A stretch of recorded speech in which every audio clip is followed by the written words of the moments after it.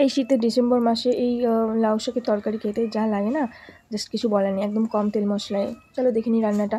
দেখো দিয়ে দিলাম হচ্ছে সর্ষের তেল, বেশ খানিকটা তেল দিয়ে দিতে হবে। তার মধ্যে দিয়ে দিতে হবে পাঁচফোড়ন। পাঁচফোড়নটা পুড়ে আসে দিয়ে দিতে লাগবে আলু আর বেগুন লম্বা করে কাটা। তারপরে এগুলো খুব সুন্দর করে একটু ভাজা ভাজা হয়ে গেলে এর মধ্যে চেরা কাঁচা লঙ্কা দিয়ে দিতে হবে। কাঁচা লঙ্কা দিয়ে নাড়াচাড়া করে আর একটু ভাজা ভাজা হয়ে গেলে দিয়ে দেবো লাউ শাক।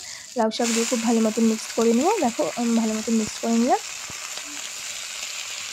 তারপরে মিক্স করে নিয়ে একটুক্ষণ চাপা দিয়ে একটু টমেটো, কতগুলো টমেটো দিয়ে দিল। তারপরে টমেটো দেওয়ার পরে দিয়ে দেবো হচ্ছে টমেটো দেওয়ার পর দিয়ে দেবো হলুদ গুঁড়ো, স্বাদ মতন নুন দিয়ে দেবো। নুন দিয়ে ভালো মতন মিক্সড করে এবার ঢাকনা দিয়ে দেবো। ঢাকনাটা খুলে দেখো অনেকটাই ভালো সুন্দর একটু শাকগুলো মিলিয়ে গেছে।